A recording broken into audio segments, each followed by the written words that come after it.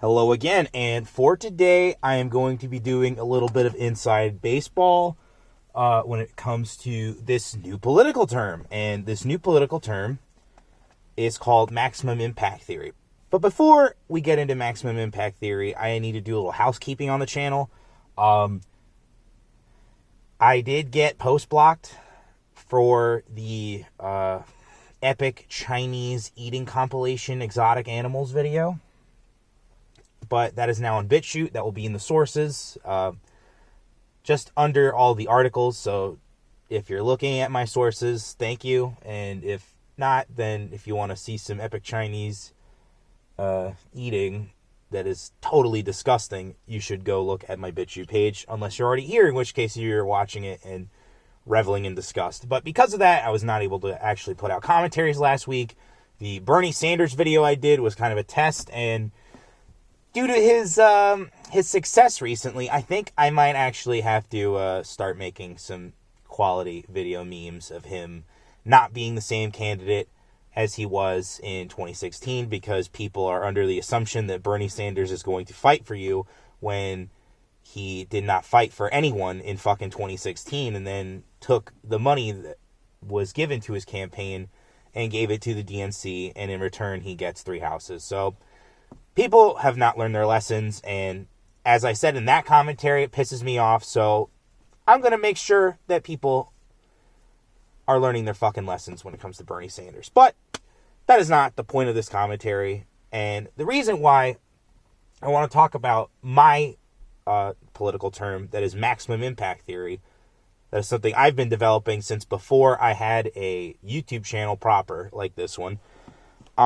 is because I was kind of phasing in and out in listening to the Oscars. My girlfriend was watching it. People on Twitter just constantly fucking update you on it if you have an account there. So it's like you don't even really need to actually like physically sit down in front of the television to watch it anymore, and that's why the ratings are down. But anywho, 2 different people made takes on Parasite that really negatively backfired. And this is only like a Twitter drama. This isn't really like they're fucking talking about these guys on the news, because film Twitter, of course, is a fucking giant parasitic worm of some of the biggest degenerates on the planet. You know, they're filled with communists, furries, tankies, trannies, traps as well. just disgusting fucking people. But the 2 people who had some takes on Parasite that were not verboten were John Miller, who works for The Blaze and does kind of like the White House press brief for the channel, and Robert Storms, an independent YouTuber who I discovered through the controversy and ended up giving him a shout out on Twitter and subscribing to his channel. And these 2 gentlemen both were involved in controversies because in John Miller's case, he did not like Parasite and saw that Hollywood, in their usual formation, are just virtue signaling in order to make themselves look good.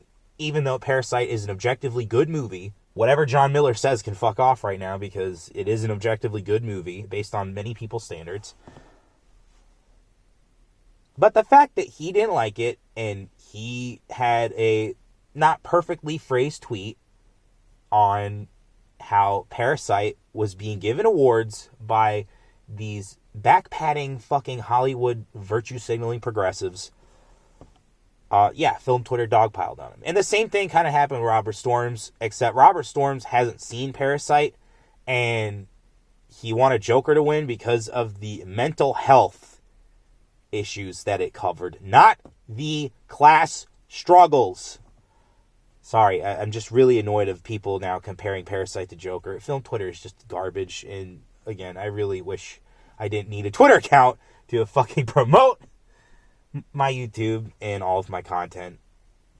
I wish I could just be on alt media, but enough of the depressing shit that is interacting on Twitter.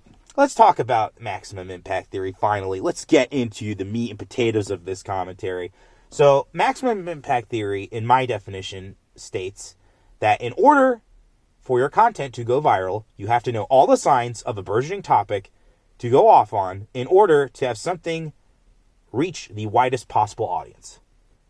Now, in the first section of notes that has helped me to hypothesize this theory, we're going to go over Jump Cut's traits of virality video. And if you are looking to make content, I would suggest that you do sign up for the free first 3 courses and write notes like you're in a college class, because this is honestly how I've learned to engage with you guys out there watching my content. So I really have to thank Kong and Jesse for the lessons that I did learn from the first 3 videos, because they were incredibly valuable.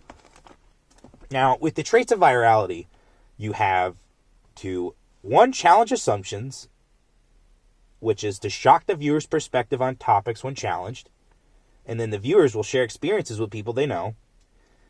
And then trait 2 is to have a unique perspective, and that means to be very different from everyone else, even if you're doing the same kind of content. And then the third trait is to tell a story. And stories are basically how I process ideas and lessons. And you know, it's so incredible that these guys who have no formal like screenwriting or filmmaking training can understand this, because this is what the left has been doing with creating narratives, and why the right just really fucking can't win anything, like, at all.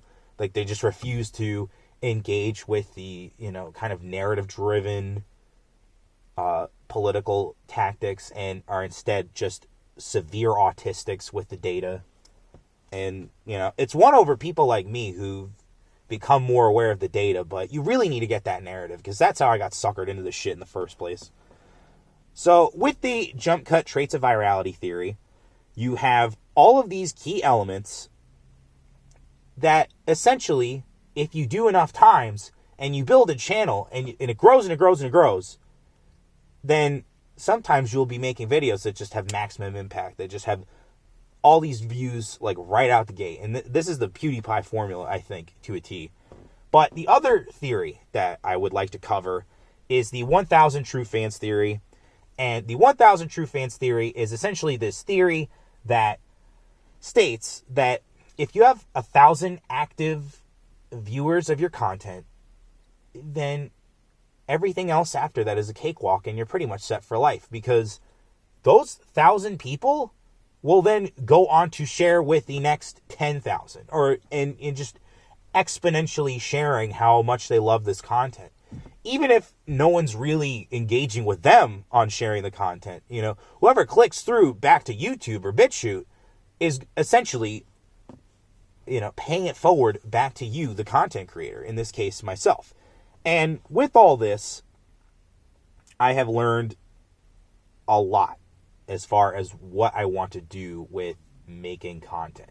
So now I'm going to move on and get a little more honest with you guys about why I believe in this maximum impact theory and why I've been pursuing it with this channel. But in the nature of my channel, I have been constantly trying to figure out what is the right formula for myself to be making content. You know, I've done all these experiments, like the 2 Star Wars videos that I did in December that involved interviews and film footage.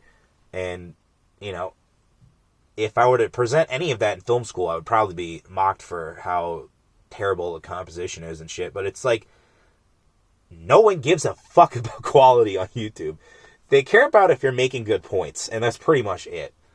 And, you know, over time, you can obviously develop more into the, you know, the hardened filmmaker I was back in the day. But for me right now, I am kind of like on my own, and I just like the ability to just do stuff and not have to be overly critical about it. And as long as my points are things I still stand behind, I really don't care about the overall quality. I care about if I'm saying things that are true, if I am saying things that add value to people's lives, and if I'm saying things that really matter in the big scheme of things. And with all that being said, I hope that one day that I will have finally proved this theory correct, and if I can do it multiple times, like just organically, rather than, chasing the algorithm like every other fucking YouTuber. Which, yeah, that's the other thing about Twitter, real quick, is that because we're all chasing this algorithm, we're now reliant on 2 social medias. With YouTube to obviously put out your content onto, because Twitter's video platform is garbage, and Twitter to just get the news to cover. So essentially, it's just a system that is a closed loop of cycling information and then regurgitating it to then make your chunk of change off of. No one's really actually introspecting. No one's really kind of engaging critically with the content. There are obviously people that do, but I'm talking about these people that specifically are chasing the algorithm. After a while, their shit starts to fall off. And this is what I've seen happen with big fat Mr. Ethan Van Piver and some of his Comicsgate cronies like Yellow Flash, and that Umbrella guy I think has been doing mildly better, but not by a long shot. And some of the other actual Comicsgate people, they are chasing something into the fucking ground. And it's yielding detrimental results. So I want to start wrapping this up.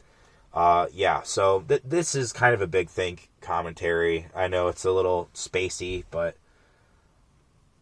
I just really wanted to get this idea out there that there is more to making content than just regurgitating the fucking news. Okay? Like, if you have something to say, then you should be saying it. There's no reason to hold back because of, this, that, or the other thing. It's like, if you're really into this idea of making content, make things that don't make that many views as the stuff that you're chasing the algorithm on.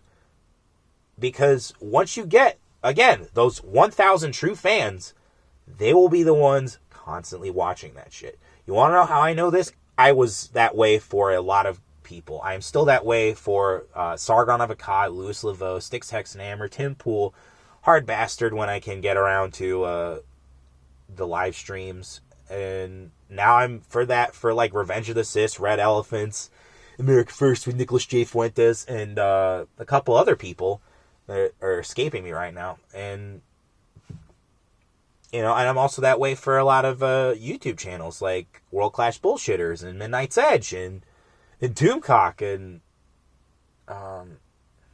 Please Rewind. Yeah, my boy Pat. And there are other people in there like in the objectivity crowd, like really kind of just like Mahler, but anywho, I've been one of those fans in the 1,000 True Fans theory. Okay, like, it's real. It's a proven thing. I will make sure that I have all of the stuff that I read on the 1,000 True Fans theory in the sources, because this is the kind of stuff that if you are a content creator, you should know before really diving in hardcore. And I'm really glad that I learned all this.